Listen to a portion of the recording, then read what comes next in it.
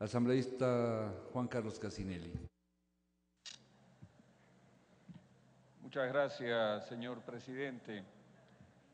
Coincido plenamente con la presentación que ha hecho el presidente de la comisión. Me parece una presentación que ha sido sumamente objetiva. Además, es consecuente con lo que se discutió en la Comisión de lo Económico y Tributario. Me parece fundamental, una vez más, la intervención del Ejecutivo a través del veto, que a veces es criticado, porque permite mejorar los errores de fondo y de forma que pudieran tener las leyes que en un momento dado aprobamos. Nos da una instancia adicional para recapacitar, como en efecto en casi todos los puntos del veto han coincidido inclusive sectores de la oposición, además de país. Creo que dentro de esos errores de forma, aquel que se deslizaba en la objeción al artículo 2 del proyecto de ley orgánica, cuando se habla del Tribunal Distrital de lo Fiscal, siendo de forma, era un craso error, un error de falta de exactitud en la denominación exacta de cuál es el tribunal. Por lo tanto, es totalmente apropiada la observación que al respecto hace el Ejecutivo de que en vez de Tribunal de lo Contencioso Tributario, lo que tiene que definirse es con corrección la denominación que corresponde hoy en día a esos tribunales. En cuanto a la objeción al artículo 7 del proyecto de la Ley Orgánica para la Defensa de los Derechos Laborales, el tema era más grave que un tema simplemente de fondo, porque el haber incorporado el abuso dentro de la definición que está en el Código Civil, en el artículo 18, donde están las normas de interpretación judicial de la ley, hubiera sido un error de proporciones realmente lamentables, sabiendo que estas normas de interpretación del Código Civil permiten en los casos extensivos, en los casos de ausencia, no solamente en materia laboral, sino en toda materia, el poder acudir a estas normas. Por lo tanto, también coincido plenamente en lo que se ha propuesto en el veto, es decir, que se añada un artículo innumerado independiente del artículo 18 al que hago referencia del Código Civil, un artículo innumerado posterior al artículo 36 que hable expresamente de qué constituye un abuso de derecho y que con acierto lo define a este abuso de derecho cuando su titular excede irrazonablemente y de modo manifiesto sus límites, de tal suerte que se perviertan o se desvíen deliberada y voluntariamente los fines del ordenamiento jurídico. La siguiente disposición,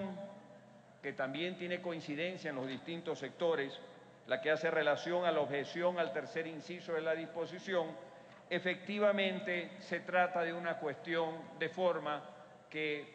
a través del veto, del conocimiento de la comisión y seguramente de lo que este pleno resuelva, será allanado en su momento. Pero la que sigue a continuación, que es la que se analiza como una de las observaciones más de fondo, efectivamente es una de las de más de fondo,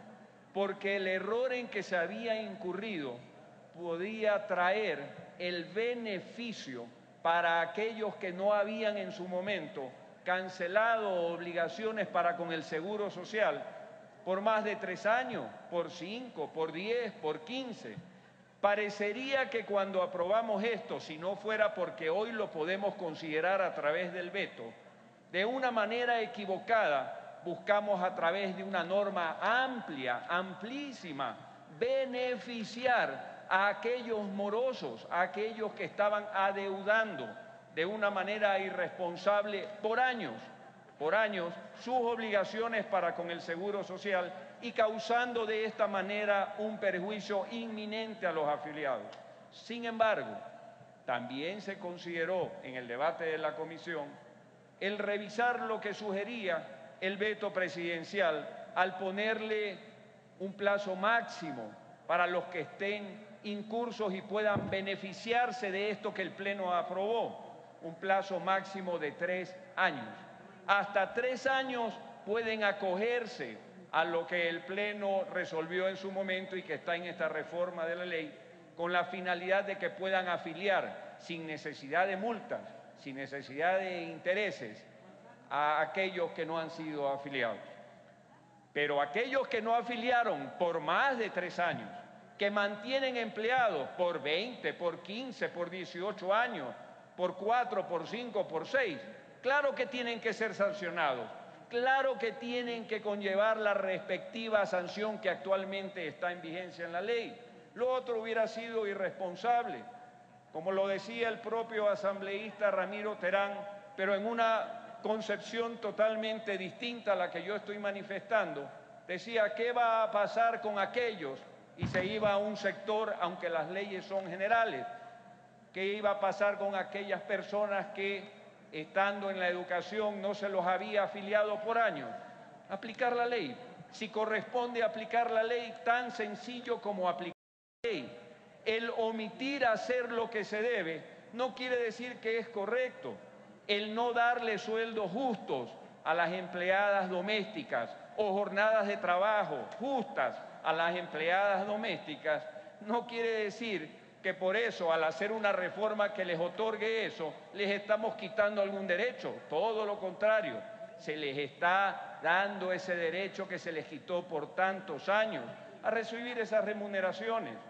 Por supuesto que siempre hay la posibilidad de que el empleador inescrupuloso siga explotando. Para eso tienen que darse leyes que, como esta, precautelan que esas situaciones no se den. Por eso, en el justificando que hace la Presidencia de la República, dice en su segundo párrafo, tal disposición resulta inconveniente, pues podrían acudir ahora empleadores para afiliar a trabajadores que prestaron su servicio hace 50 años, por ejemplo, que reclamarían en la actualidad la totalidad, y resulta que la Asamblea Nacional los ha dejado exentos de toda responsabilidad de pagar las multas y los intereses correspondientes. Yo pensé, cuando estábamos en el seno de la comisión, que los sectores llamados de izquierda iban a ser los primeros en notar que había un error en lo que habíamos tratado en el Pleno. País se pronunció firmemente, hubieron sectores que se pronunciaron firmemente, pero saltó un discurso que considero demagógico relacionado con los educadores, que somos los primeros en defender sus derechos, diciendo que esta ley de alguna manera conculcaba sus derechos. Este proyecto hace todo lo contrario, los precautela y por eso lo apoyamos. Con esto, considerando, señor presidente, compañeros y compañeras asambleístas, también me pronuncio en favor de lo que ha mocionado el presidente de la comisión, Paco Velázquez.